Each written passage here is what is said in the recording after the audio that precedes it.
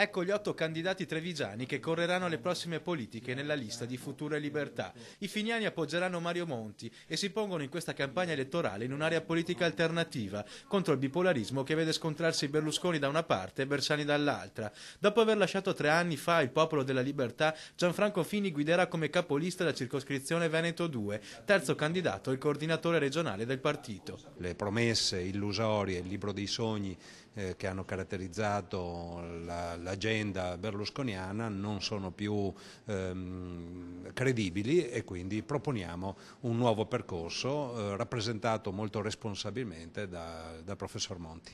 L'età media dei candidati nella lista Veneto 2 è di 51 anni e le donne sono il 35% del totale dei candidati. Il trevigiano più giovane è Andrea Gasparini, 38enne di Carbonera. Al centro della loro campagna elettorale ci sarà la provincia di Treviso affinché venga valorizzato il nord-est. Primo trevigiano in lista Jimmy Tormena. Per noi è importante, è fondamentale riavviare il tessuto sociale in questa zona.